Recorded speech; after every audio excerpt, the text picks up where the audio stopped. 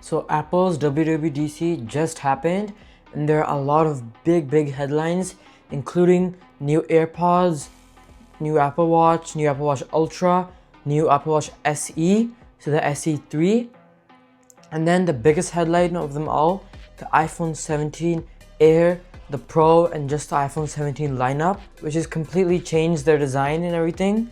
So I'm gonna dive into this video and just cover the big features of this Apple's WWDC and give you a feel of what Apple is like now. So is it stagnant? Is there a lot of changes? If it's worth upgrading to new iPhone models, AirPods models, and just any Apple Watch or any other Apple device models. So let's dive into this video right now because there's a lot to cover. So some very big picture announcements Apple announced are just some more Apple Intelligence features, like new camera features with AI, and also a huge redesign for the Apple iPhone models, especially the Pro and the whole new iPhone model, which I'll be getting to that later. And then just a few other features in their AirPods and new Apple Watch models. So let's start with the iPhone. I've done this a lot in the past. I've made I think one video or two videos on it. I'm going to be making another one. But since now the iPhone is officially released, I have made like one or two videos about this iPhone 17 Pro, the iPhone 17 models, and then the iPhone 17 Air. I have made videos on this in the past, but since it's released, I'm just going to be covering the big features now. Obviously, the iPhone 17 is a good phone. They upgrade the chip and everything, but it mostly stays the same.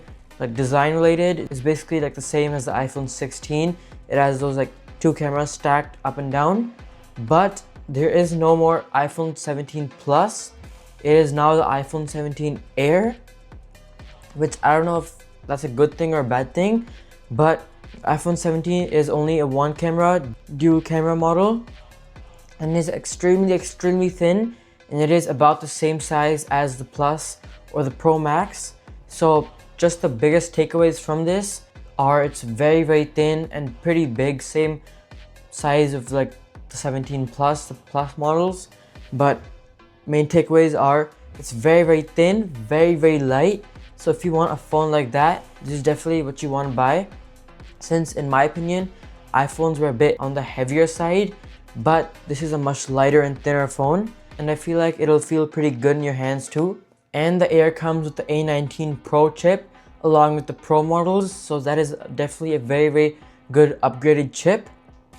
Runs faster than the previous A18, and if you want that chip, you won't have to get like the Pro model. You can just go to the Air and you'll have that chip. But moving on to the Pro models, very good Pro models. Obviously Apple's Pro models are amazing with 3 cameras, and all 3 cameras are 48 megapixel, but they also have redesigned it now, and that kind of camera bump that they previously had in like the top left, now they have that across the top, not just like the top left portion, but in my opinion that looks very clean. Just across the top, one huge bump, and then the bottom is just nice flat. I think it looks very good. Looks much cleaner and like organized, but other than that, no big changes to the iPhone. They have announced a few more accessories like the MagSafe charger. So if you're going on like a big trip and you're not bringing your charger, you can bring that MagSafe charger, which will like slap onto the back of your iPhone and looks very clean. There's that kind of like bump at the top, and then you can apply that MagSafe charger, which is basically like a flat kind of slate on the bottom. So in my opinion, very good. It doesn't charge too fast, but it has tons of like battery. You can add another like 10 hours, maybe 20 hours to your iPhone's battery life. So moving on to the new AirPods Pro 3, pretty big upgrade here. They changed kind of the design, and then also it can now monitor your heart rate. I don't know how they do that, but you can use them for exercise.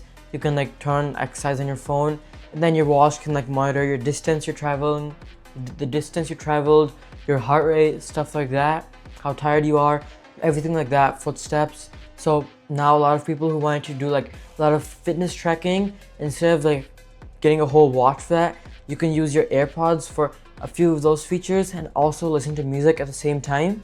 So pretty good there. A lot of other features too. Like I said before, they tweaked the design, and then also a bit longer battery life and just some few other small features. So not the biggest upgrade here, but if you have those old AirPods, like maybe not even Pro models, then you might want to upgrade to these since they have better battery life, probably the best battery life of all the AirPods models. And then also that fitness tracking, which can be helpful if you want to track like how much you've ran this week, maybe this month, or just how your heart rate is doing. Now Apple has also released 3 new watch models: the Series 11, the Series Ultra 3, and then the SE3. What I'm really interested in is the SE3, since it is on the cheaper side. I used to have SE2, but the SE models are on the cheaper side, but they do provide a lot of value since they're actually very good watch. I've used it. Battery life is completely good. I've been using it for like a long time. I used to use it cellular for like the whole day, talk on it, call on it, and my battery would always like end up like 30%, 20% lowest. But for the SE3, they have increased the battery life. They have also put an always on display, and it now comes with 5G. So they've really upgraded the watch a lot. For the Ultra 3, it comes with more rugged design and then also 42 hours of battery life. So that is better than some phones. That's very good. I don't know if they're like getting this battery life from using the cellular or just using regular connected to your phone, but the Series 11 also supports 5G, and they have also tweaked the design. It's their lightest, most thinnest watch yet, and they also claim it's super comfortable. So I'm actually looking forward to the watches. I want to get to like try them, maybe go in store and see how they are, since these 3 watches look very promising. And I have also been doing the beta updates of iOS 26, and they also just released a lot new features and also released it to the public in a few weeks. So it obviously comes with that liquid glass and also a few more other AI features. The big part of this design is just the liquid glass to all their apps, basically to Safari, camera, and just the main menu and display. So obviously pretty good. That I can show is kind of like glass. I don't know if you can see that, but it's much more different than like the old iOS. Looks a bit more, I'd say, like fancy, kind of more bubbly. I like it better, but nevertheless, it's a pretty good update. And now just to my last point, is it worth the upgrade? In my opinion, I said the iPhone 16 is also worth the upgrade, but I'm also going to say it again in this video. I think they've put a lot of more features in this iOS and the iPhone. So if you can't get the new iOS, definitely switch. But also if you just want a new phone, switch as well, since the iPhone 17 Air might be a good fit for you if you just want to carry like a light, very light, thin phone. Same thing for like the iPhone 17 Pro and the Pro Max. If you want that new design and all those new features with a very fast chip, then I definitely say yes to go ahead and buy. But for the iPhone 15 and 16, I said not much new. They're getting a little bit stagnant, but now Apple has released a lot of more features and definitely revamped their design. So very good job from Apple. I think they're gonna get a lot of positive feedback, since in my opinion the design is very sleek and slick and very just nice. It looks a bit more organized now.